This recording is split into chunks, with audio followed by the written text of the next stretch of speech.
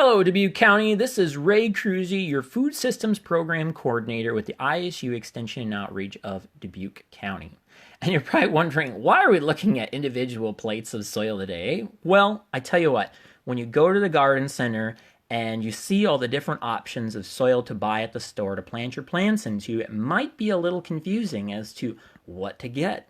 So I hope today to provide you with some ideas as to what you're buying. Now, one of the downfalls of buying soil at the store is that soil is naturally a variable product. And while it's hard to guarantee by definition what it is you're buying, I hope to provide you with some commonalities between definitions. So we're going to start here today with topsoil. And topsoil is what you commonly see in your garden outside your back door. Now, this is a mineral-based material, and it's very variable. In Dubuque, it's more clayey. In western Dubuque County, it's more loamy, and down by Muscatine, it's like a beach sandbox. So hopefully you've been blessed with some good stuff. And like I said, this is something that we plant our plants into long-term outside in the backyard.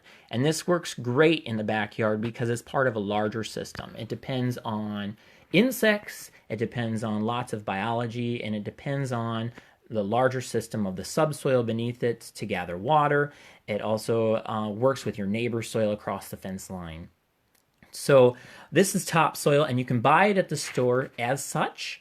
However, the definition of topsoil, like I said, is variable. So before you buy it, I would recommend you check it out and make sure it's what you want to add to your garden. And I would only recommend using it outside in your flower beds and in your garden, as opposed to adding it to a pot environment. If you add it to a potting mix that you're custom making yourself, I would only recommend using it in a very small ratio. Now we're going to move to the other end of the spectrum, and this is seed starting mix. And this is a very optimal material to be using in a potted environment.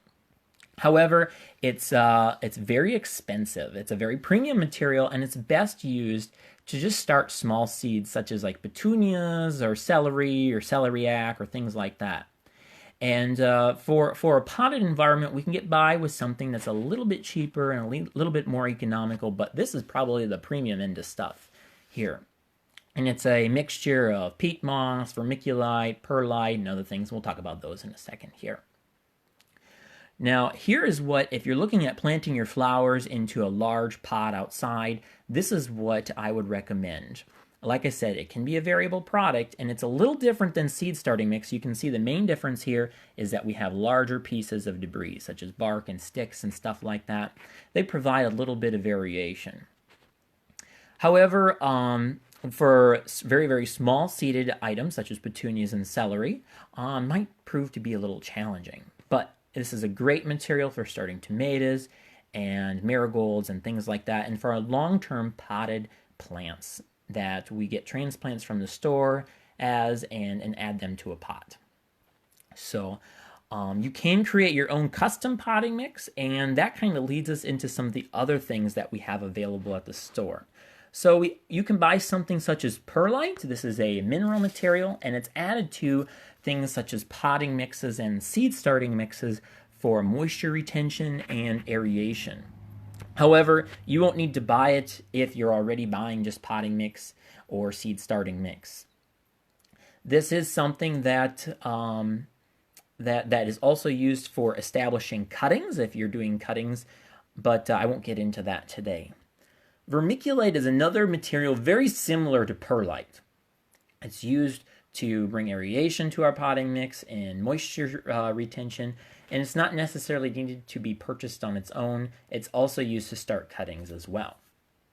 Now, there is something else that you could buy too. It looks like little grains of salt and sugar here, and this is water storing crystals. And I don't personally have that much experience with this, so I did a little bit of research on it. And the extension publications that I read were primarily from the West Coast, and while there are a lot of people that felt like this may have brought additional water storing capacity to potted containers for flowers and stuff like that, there's a lot of concern as to what this material breaks down into, because it's usually a polyacrylamide, and there's a lot of concerns as to when the soil breaks this down into its more elementary components as to what effects it has for our food and our health and things like that. So I don't really have a good suggestion as to whether to add it or not to your soil. However, if you're growing plants to eat, I might be a little concerned about it, but that's up to you as the consumer. I myself don't really have a great recommendation as an extension professional, just because I don't really see an alignment out there for a recommendation as to whether it's safe or not.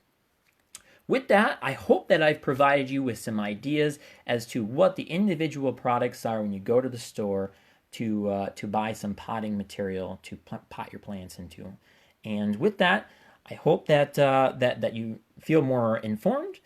And if you ever have any questions, feel free to call the Dubuque County Extension Office. We're not in the office at the moment, but if you have any questions, just leave our voicemail message and it gets forwarded right to our email. Again, this is Ray Cruzy, your Food Systems Program Coordinator with the Dubuque County Extension Office, and thanks for joining me today.